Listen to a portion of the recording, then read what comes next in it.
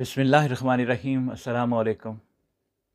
Vitamin B complex series में आज vitamin B5 का जिस्म में क्या किरदार है, ये है आज का मौजू। मैं डॉक्टर तारक शहजाद।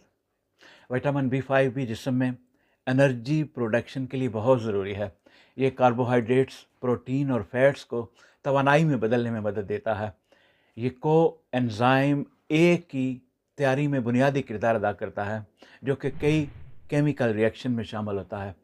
ये हार्मोन्स की तैयारी में मदद देता है। ज़ख़म भरने और जल्द की सेहत के लिए बहुत ज़रूरी है। दिमागी कारकर्दगी और न्यूरोट्रांसमीटर्स के तवाज़न में मदद देता है।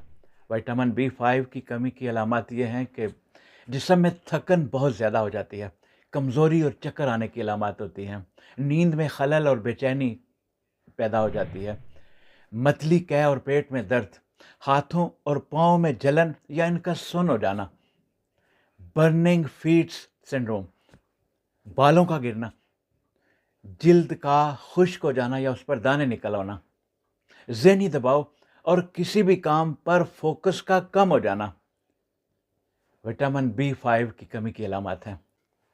विटामिन B5 के फूड सोर्सेज कौन से हैं? अंडा, ख़ास तौर पर अंडे की जर्दी, गोश्त, इसमें चिकन, मटन और कलेजी शामिल है, मछली का गोश्त भी शामिल है, दूध और दही, सब्ज़ पत्तों वाली सब्जियां, शकरकंदी और ब्रोकली वगैरह, दालें और बीज, बादाम और सूरजमुखी के बीज और अखरोट में ये वाफर मिकदार में पाया जाता है। फूड सप्लीमेंट में B कम्प्लेक्स सिरप और टैबलेट फार्म नीज़ इंजेक्शन में भी दस्तयाब है। बालिग अफराद में इसकी रोज़ाना की ज़रूरत 5 मिलीग्राम है, लेकिन बीमारी या थकन की सूरत में डॉक्टर से मशवरे के बाद इसे ज़्यादा मिकदार में लिया जा सकता है। अपना ख्याल रखिए। बहुत शुक्रिया। अस्सलाम वालेकुम।